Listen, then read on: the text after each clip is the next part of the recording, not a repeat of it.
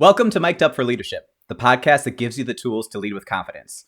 I'm one of your hosts, Alex Dresen, and again, I'm joined by my good friend and colleague, Jourdan Hilaire. Jourdan, episode 2, how we feeling? Hey, I'm feeling pretty good, man. We got the episode 1 jitters out the way. It's looking pretty good, so we're definitely excited to, share it to our listeners and viewers as well. But overall, though, I'm feeling pretty good right now. How about yourself? Yeah. Absolutely. I am feeling great too. You know, the feedback was incredible on this podcast.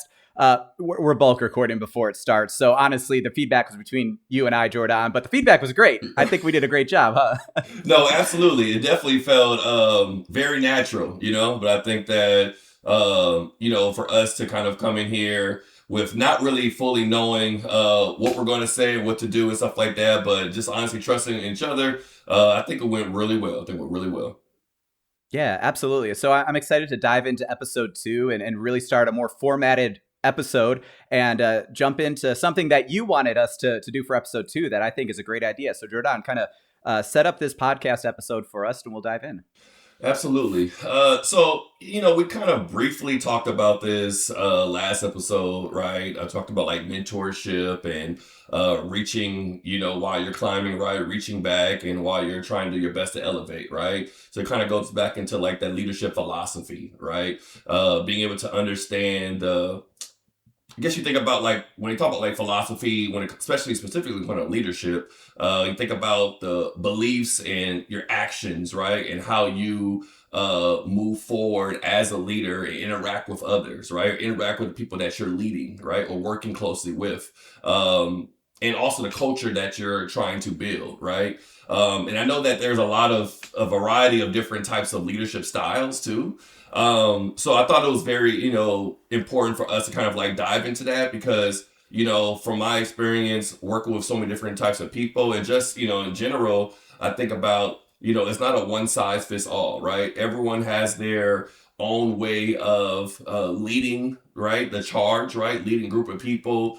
Some people may have more of I guess, transformational kind of way of leadership. Some people have more of a servant leadership, right? And so many different others. So I thought it was important to kind of dive into this for sure today. Yeah, no, I'm excited to do that. I actually luckily wrote down some thoughts previous to that idea. And so I'll get into some of my ideas and where I'm at with that. But I think it always is influenced by your life experiences, your story, and what are those experiences that bring you to where you are today. So we want to do some storytelling. We peppered in some things in episode 1, but really want to give us a little bit of time to breathe and allow you, the listeners, to get to know us a little bit and what influences our leadership philosophy. So we're going to have Jourdan kick us off and kind of explain like just the backstory right now, and then we can arrive at the leadership philosophy style later. But hey, if you want to interweave it anyway, like the floor is yours. Jourdan, what's your story? Yeah, definitely. Well, probably can't really fully dive into right the full backstory because I'm sure for both of us it'll take a full day just to kind of talk about our journey, right, and our personal and professional life stories. But I will kind of briefly share when it comes to like for me, being born and raised in the inner city of Los Angeles, California, by a single parent, my mom raising 2 boys, right? I know that for me, I think that probably honestly, I would say the first leader that I probably actually ever knew was my mom, right? And that kind of goes back into, I think about maybe for hers, that servant leadership, being able to really, put us first before, herself, right? And that's why I kind of really started to think about, my journey when it comes to, supporting others, right? And kind of going above and beyond to hear out, your students, right? To understand their concerns, right? And to be able to adapt and to kind of navigate what comes your way, right? Being able to honestly take in some of that advice, sometimes some of those concerns that students kind of talk to you and really do your best to address those concerns. So that's what I kind of think about when it comes to servant leadership specifically. But, for me, man, it was a very interesting journey. I'm sure we all have our own interesting, unique journeys when it comes to moving through the world. But being able to, first I would say I wasn't always the most academically, or probably still not the most academically, I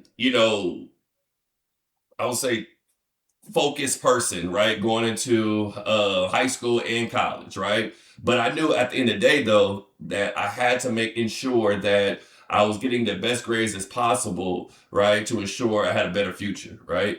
So going into college, I was able to actually get into school through the Summer Bridge Education Opportunity Program at California State University, Fullerton. And through that program, it really provided an opportunity for people that look like me, right? Individuals also that may not have been maybe best in the best financial situation, or also that maybe didn't have the best grades as well to actually go into Ford University, right? So we were expected to take a couple classes during the summer, right? We were expected to kind of immerse ourselves in the academic and social culture of Cal State Fullerton to ensure that we do our best to actually graduate on time. So throughout that, I was able to become a student leader. Right, I was there for 5 years. So my first couple years, I was commuting back and forth. So and also realized that that commute kind of impacted my ability to really ingrain myself in being a student leader and actually developing myself. So going to my third year, I stayed actually in on campus. So being able to actually, you know, learn from student leaders, get involved, end up becoming the president of a student organization on campus called APAC, which stands for Alliance for Preservation of African Consciousness. And that was, I would say, one of my first kind of opportunities to actually be able to work with a group of my peers, but also lead my peers, especially when I became the president of it too, for 2 years. So and throughout that time, as the president on an undergraduate campus at Fullerton, and then aspiring to do more, right, after postgraduate, I was a Nuff Fellow, right? That's for those that may not be familiar with Nuff Fellows, that is under umbrella of NASPA, and NASPA is pretty much the higher education realm. So if many higher education professionals are very familiar with NASPA, because we're actually introduced to various conferences and workshops and scholarships and opportunities to connect and engage with a variety of higher ed professionals, whether that you are a graduate student or undergrad, graduate student, or a president of a university, right? So I definitely encourage all my listeners and our viewers to definitely get involved in NASPA, because it definitely, I think, will make a positive, influence in your life for sure. But honestly, the opportunity to get involved in undergrad, but also get involved in graduate school, overseeing housing, right? Working with a diverse group of students at University of the Pacific in Stockton, California, right? That was actually my first time actually being able to supervise people, right? So it was definitely different when it came to working in undergrad, working with your peers and have to lead your peers and delegate tasks. But now you're the supervisor, right? So I have to really understand my leadership style because I don't think I really had a leadership style at that point. But I knew what I did know is I really like working with people, right? I really liked programming, and I also knew that I had to make sure that I was role modeling to my staff what I expected of us, right?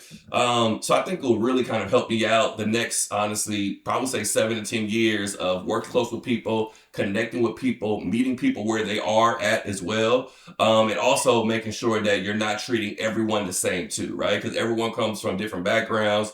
A lot of people have different personality styles, so you can still create a vision for what you want to see, and also sometimes I think you're more successful when you create a shared vision with your team, right? Even though it's a team might be supervising, or if it's a team that you're working closely with, right? It's important to make sure you're having a shared vision, having those conversations, meeting up having that meeting of the minds, right? Seeing how can you support one another to make sure that you're reaching that goal. So that's kind of my leadership style. I think that I would say that one of the last things I would say is one things I feel like has been I feel like some of the most successful or most influential leaders out there are individuals that kind of encompass multiple leadership styles and knows how to, utilize those styles in different, situations, right?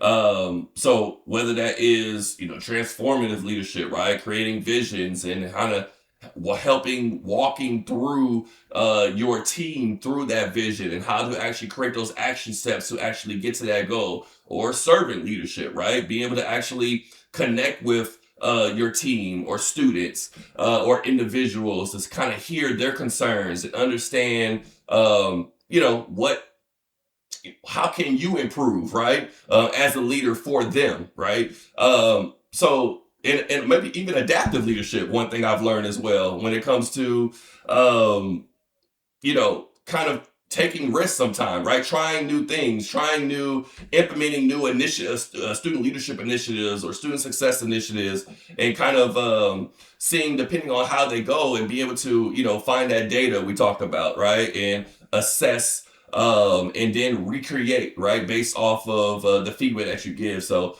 I think that when you're able to actually encompass a lot of different leadership styles, I believe that you could definitely have a successful team and also operation for sure. Yeah. That's amazing. And it sounds like with all those experiences, and granted, I've heard a lot of these stories before. We've known each other for a while. Our stories intertwine, reaching our time in a full time career.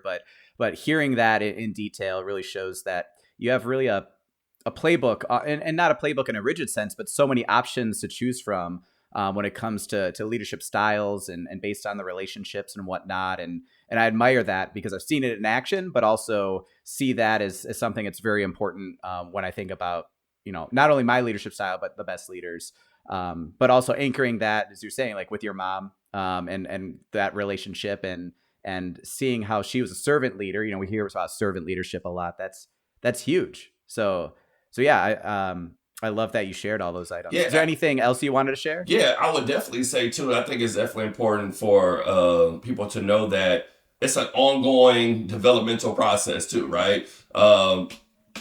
Yes, I've learned a lot in my first time supervising individual students, right? Back in maybe 2013, right? Yes, I learned a lot from 2013 to my first time actually stepping foot on LSU's campus in 2017.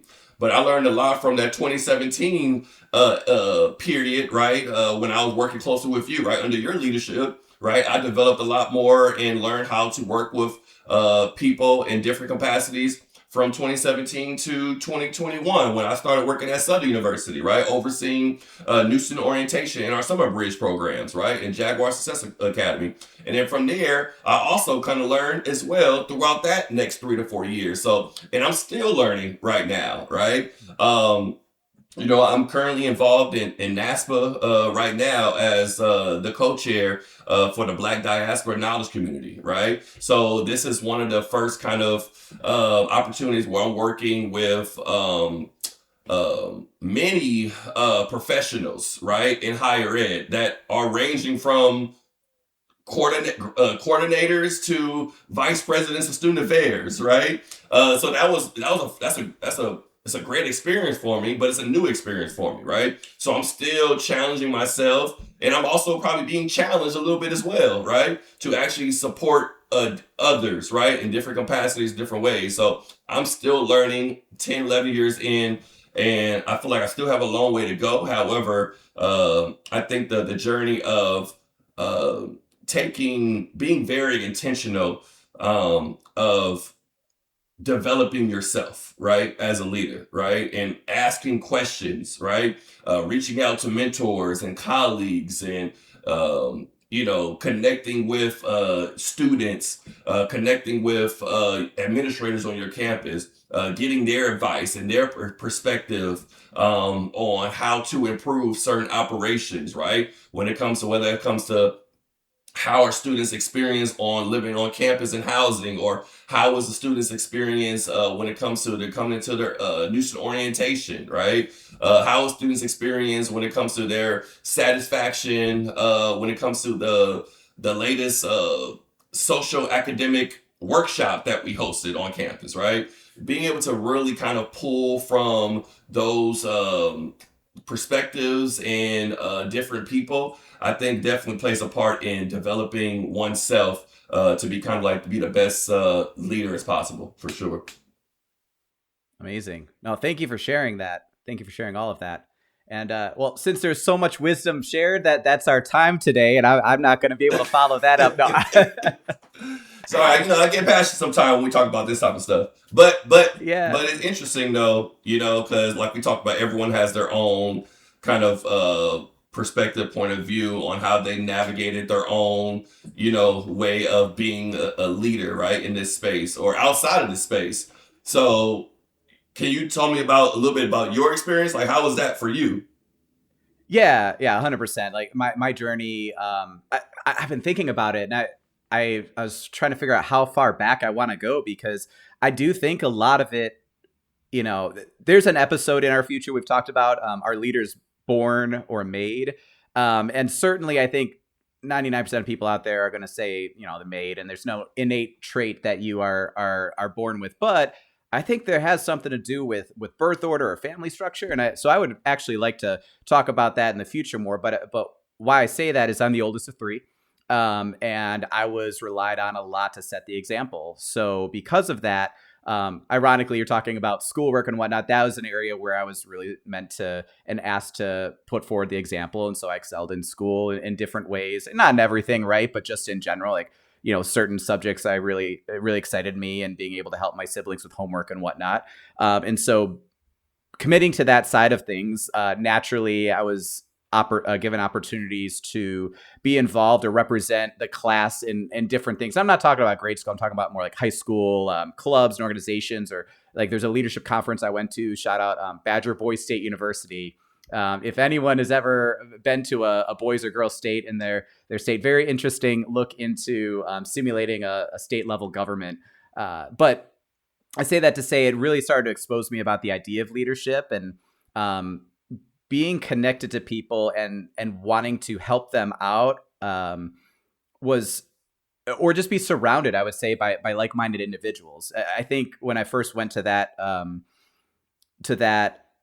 I guess conference experience, or whatever you want to call it, that's when I really started to see so many different leaders from around the state and beyond my high school. And so when I went to college, um, the group that I kind of started to meet and connect with were all involved all around campus. And I didn't get involved to that level. I was struggling. Like, I was a first generation college student, and I didn't know what I was doing out there at Marquette University. I just knew I loved their basketball team. Yeah. And I did get to see Steve Novak play from the Final Four Shout out to run Dwayne during Wade. his senior year.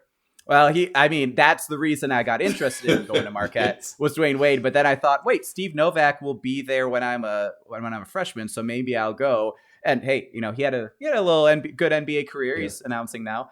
But anyway, I say that to say, I just started following people. I started connecting with the people and understanding that I can make an impact on my community. I can make an impact with my smaller and then larger communities. So it started out with just doing some service work, once a week, feeding those in need of meals. And then I was invited to try out for their orientation team, and I got a position with that, and then that led to being hall council president and joining a fraternity, and I became a VP in that organization and becoming an RA, and just a lot of other random experiences where, yeah, I had a business degree, but I didn't really, what excited me and what I had passion about was the leadership side of things, right? Impacting people, designing programs and experiences, or just, strategically thinking through things. So that side of business, the strategy part, has always rung true for me, but it's the human side of, like, what does it mean to be a leader?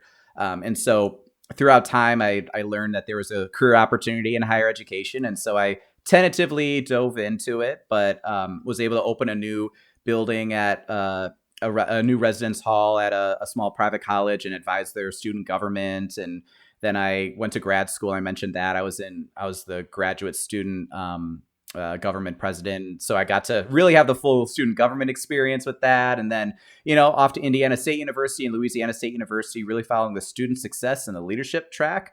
So that's where our story is interconnected. But it was always about how do we design these experiences and remove the roadblocks for people in order to set them up for success. Not to omit the struggle, but to really say that you don't have to recreate the wheel year over year. And so that's something that I really thought about is what is my role in understanding the organization and what skill do I need to employ right now in order to help the team be successful. And that led down a lot of different roads, and I filled a lot of different roles at my time, even at LSU, right? Like we're talking about a building crisis situation, or we're talking about, when we were able to co-advise RHA together, or, the NACUR conference we talked about, being part of that team and advising that through so many different changes in student personnel, right? 4 different chairs and countless other people coming in and out. But just realizing that understanding the entirety of what's going on, the people, the task at hand, the resources, the emotional state, right? Like all of those things. I think that's what resonated with me from what you were saying is certainly I can take my business, background. I can build out a plan and a budget and all those things. But, if a student or a staff member, or you name it, someone needs that hope in that moment, that motivation, that inspiration, or also just the emotional check-in, right? Not even just the idea of needing to inspire. It's like, hey, what you're doing matters, but it doesn't matter at the same time because you matter, right? So there's a lot of student development theories out there that talk about that. But, as it went on, and even in my corporate world, in talent acquisition, data analytics, I kind of look at the problems that our team is having and figure out how to break down the roadblocks, obviously answer questions and build tools and resources. But if I see business leaders going down the wrong path, not in the sense of bad decision making, but in the sense of not having the right information or thinking that the information they have is what they need, that's where I try to intervene as best as possible. And hey, I know that you're looking for this number. I know you're looking for this insight, but can we talk? Because I think this is what you're actually asking me, right? And having that relationship to be able to advise in that way and help interpret the data. So it's not just, well, the number says 3, so we have to be 3. It doesn't mean 3 this year because something has changed, right? So, I talked about a few things with the leadership philosophy, and I can go over it later, but I do have my red book that I can share a few more thoughts a little bit later, maybe in a different episode, Jourdan. But I just wanted to share that's kind of where I see things is that you have to read the situation, and I'll talk about that in more depth when the time comes. But yeah, I was kind of thrust into certain leadership situations, and I followed the crowd that I felt good with. It just felt good to be in a role of responsibility and leading others and whatever that meant. And sometimes the fit was being the top leader. Sometimes the fit was just being part of the community on the back end and having those one-off conversations with the new and upcoming leaders. So yeah, those are some of my experiences that led me to where I am and what I do with leadership to this day. Nah, well, I appreciate that. Even though, I know a lot of that already, but I think that was really good. And, I think about a lot of things that you talked about, a lot of things I may have mentioned. We talked about this actually in the first episode, right? When a lot of that requires to be able to implore your leadership style, right? In different capacities, right? Different experiences.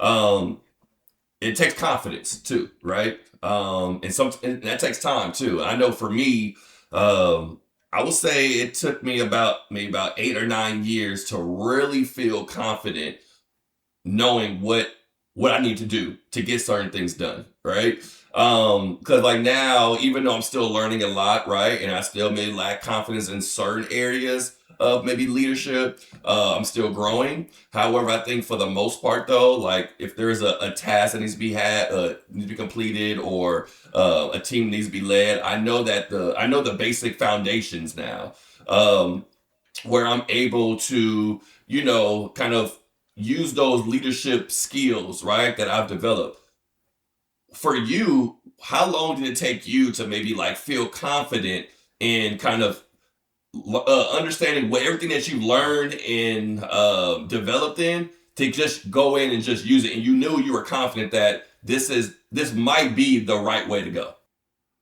Yeah. Gosh, that's a good question. Because I'll tell you, I agree that it takes time. And there's moments where I come into new situations with confidence, and then it's the resilience factor, right? Everyone has a plan until you get kicked in the mouth or whatever it is, punched in the mouth maybe. As soon as you don't realize you have all the facts and all the understanding, it shakes you, right? So like that level of confidence I had, I will say some of it was I don't want to call it a front, but a certain level of accepting that I didn't want to take it as seriously. I wasn't trying to, I wasn't trying to become the president of the United States. I was trying to, help a team put on an event. I was trying to help something happen. And, while I have some perfectionist tendencies in my life, shocker to anyone listening, being type A and having my list after list of things I'm trying to accomplish all the time. But I do think that there's a level of, understanding that while I'm pursuing that, I have a pretty good lay of the land, which is why I'm trying to not settle for less than. And so that lower level of confidence, right? I think that came easily, but a true confidence in who I am and that I can roll with the punches, it changes with every single situation you're in. Because I'm confident, I was confident in my last year at whatever, insert school name here. And then I got to a new school, and all of a sudden, at LSU, hey, guess what? You're the only team, leadership team member on campus during a 1,000-year flood. Okay, like I think I know what I'm doing, but I actually don't know all the details. So I can emit confidence outwardly that, hey, we're going to do our best to take care of people. But inside, I'm like, I don't know what I'm doing. And I just had to rest in this idea of really just, I need to do my best. I need to have confidence that I'm joining teams that have my back. And I think that's what gives me the most confidence is when the team members support you. Right. The best bosses I've ever had, the best, colleagues I've had, and even student leaders or people that have worked for me is they had a shared vision, or they just believed in the type of human you were, and weren't expecting that perfection. So as soon as you can feel safe, I think your confidence can shine. And so those tools that we're hoping to give is really that's really what I'm hoping that we can do as much as possible is break down that it's not that complicated, but also we're overcomplicating it ourselves. That having Absolutely. confidence, to lead with confidence, it's a both and I want to hear your perspective on that. No, absolutely. And I know that we're about to go soon. But I will say that you made a good point, right? When it comes to making sure that understanding that I feel like sometimes our confidence is connected to the team that's around us, right?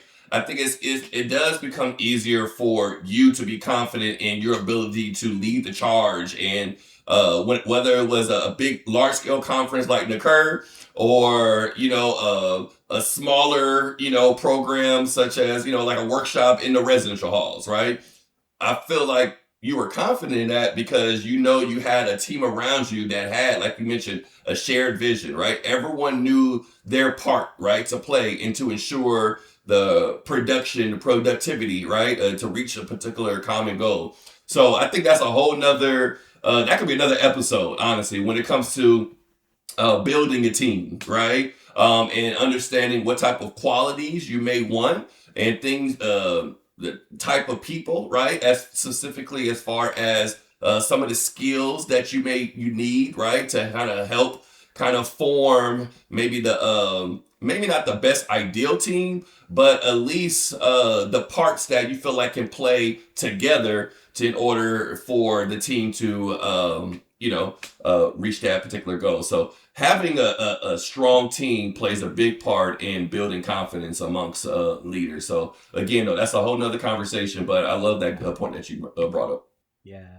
No, for sure. I appreciate you underlining that. And as we're wrapping up our episode, I think the next steps with this podcast, we've told our story. And our story will always evolve, but I think what we've described is that the tools to lead with confidence, it is so many different tools. It's every experience you have, every team member relationship you have, every person that has mentored you in the past or you've looked up to as a leader. And you get these bits and pieces of every life experience and relationship that you've had, and you apply it to what's the setting you're in. Easier said than done, but ultimately it's the more you can learn. And we're excited that you're listening to this and hope that you can learn a little bit from us, but equally, that's why we want to hear from you so we can continue to learn and give of our listeners or to our listeners as much new information and perspective as possible. So yeah, I'm excited to see how we continue to evolve in these future episodes, and we'll be dropping these soon enough, and you'll be seeing all sorts of new ideas that we share. Absolutely. No, same. Yeah, I'm definitely looking forward to, like you mentioned, we have I'm sure a lot more to share as monks when it comes to like our own personal journeys to where we're at right now. But definitely excited for the future for sure. Yeah. So please engage with us. Please help us expand our knowledge, and please share what you are learning from us, or if there's anything that resonated or didn't resonate, and let's talk about it. We'll be on social media where you can DM us or just comment on whatever platform you're seeing this. But we'd love to have you on as a guest or just read any submitted information that you've had. So until next time, we're excited to hear from you. We're excited to talk with you in the future. But this was Mic'd Up for Leadership. And my name's Alex. And I'm Jourdan. Yeah. Thanks so much for joining us. Till next time. Have a good one.